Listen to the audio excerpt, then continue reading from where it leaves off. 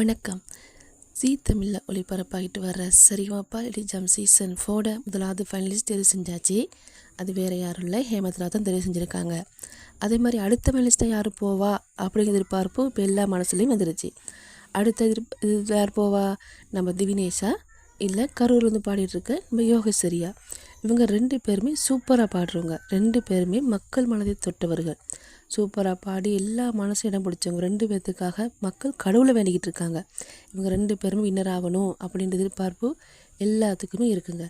அதே மாதிரி 2 பேரும் சூப்பராக பாடுறவங்க தான். யோகேஸ்வரி எடுத்துருக்கலாம், சூப்பராக பாடுவாங்க. குரல் அவ்வளோ அழகான குரல், சுசிலாமோட குரல் அவங்களுக்கு இருக்குது. சூப்பராக பாடுறவங்க. அதே மாதிரி நம்ம திவினேஷாக இருக்கட்டும், திவினேஷ் நல்லா அழகாக சூப்பராக பாடுவார். பழைய பாடலே அவர்னால தான் பழைய பாடலே கேட்டுப்படுதுன்னு சொல்லலாம். பழைய பாடலுக்காக உயிர் கொடுத்து வர்றவர் நம்ம திவினேஷ்.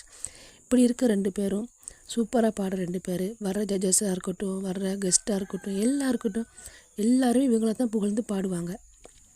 எல்லாருமே சொல்கிறது மக்கள் மனதை தொட்டவர்கள் இவங்க 2 பேரும் அப்படின்னு சொல்லி இவ்வளோ பாராட்டு இவ்வளோ இதெல்லாம் செய்யும் போது, ஆனால் இவங்க 2 பேரையும் ஒருத்தரை சரி முதலாவது ஃபைனலிஸ்ட்டாக தெரிவு செய்யலை.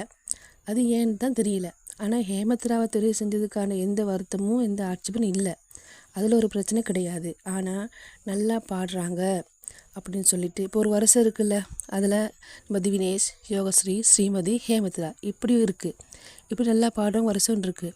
இப்படி இருக்கும்போது நம்ம ஜட்ஜஸ் எல்லாம் நீங்கள் தான் ரொம்ப நல்லா பாடுறீங்க, நீங்கள் தான் மக்கள் மனதை தொட்டவர்கள், டொப்பில் இருக்கீங்க அப்படிலாம் சொல்லி பாராட்டி இருக்கிறப்ப இவங்க 2 பேர்த்துல ஏன் ஒரு ஆளை தெரிவு செய்யலை அப்படின்னு எதிர்பார்ப்பு தான் எல்லாத்துட்டையுமே இருக்குது.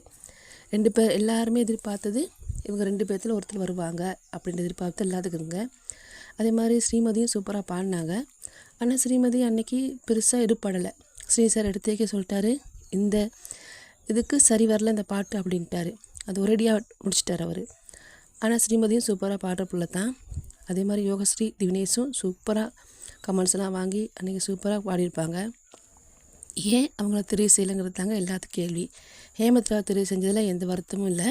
அதுவும் நல்லா பாடுற குழந்தை தான். பட் யோகஸ்ரீ, திவினேஷ் இருக்கும்போது அவங்க 2 பேர்த்தில் ஒருத்தரை டாப் 5க்குள்ளே முதலாவதாக போயிருக்கலாம். இது தான் எல்லாரோட எதிர்பார்ப்பு இருந்துச்சு.